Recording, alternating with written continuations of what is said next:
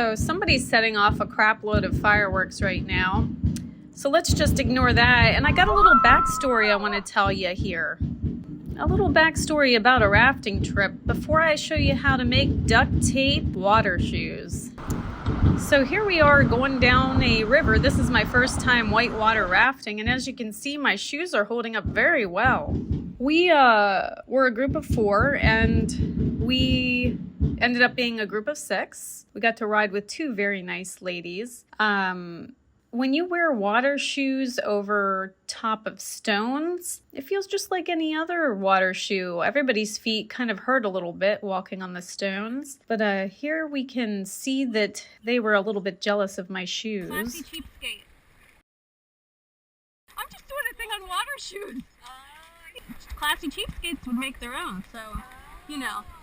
Very special. Like, I wish I had yours than mine now. I'm gonna say that. You wanted mine. I see that, I believe this is Lily here making fun of me for talking too much. She is smiling though, so maybe she likes all my talking. Let's hope so. Ha ha, she go ha ha. We're riding on an Outlaw 120. Okay, let's get started with this project. I went to Walmart and they didn't have my size water shoe. So the black ones I just showed you here were $5, and that is a men's size. So I'm just gonna make my own out of tampon boxes and pads. Now the reason why the pads don't get wet is because I covered both sides of the pad with duct tape. People were like, aren't your pads gonna swell up? No. The duct tape is sealed completely around them. No water penetrated the whole time. In fact, I'm reusing my water shoes. So this is like not a once and done thing. So you just trace your feet, put some plastic bags on your feet, and tie them around your ankles.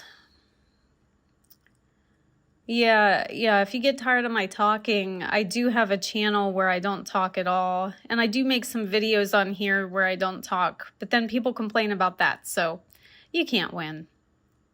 Anyways, just wrap your feet with duct tape all around the bags. You're just getting them to fit, you know what I mean?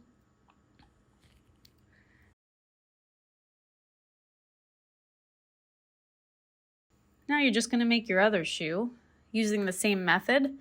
Just wrap your bag with some duct tape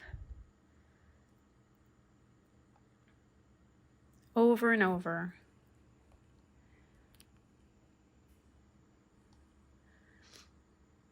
So elegant. All right, let's cut off the excess. We need to make a hole for the foot to go back in. Now, as you might see when I'm done here, the shoes are different sizes, so I trimmed the one down a little bit more. And that was very easy. I just added a little more duct tape. Put a little duct tape around the rims to seal it off nicely. And you can't forget to add a nice logo. We have named these shoes Tampin Swish. Oh yes.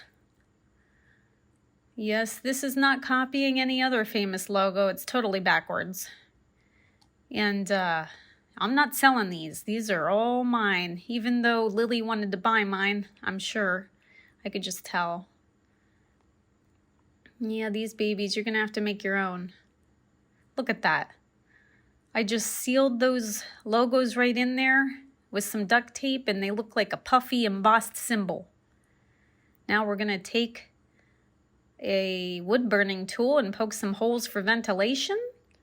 Oh yes, we are high class now. Look at that. Lots of holes. The water can come in and out. Let your feet breathe. Oh yes, we're not going to have any disgusting stinky feet here. Duct to it, baby. Duct to it.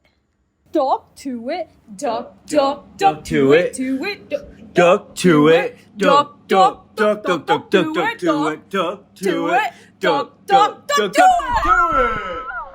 Don't you just want a pair? They're free, using household materials. Oh yes.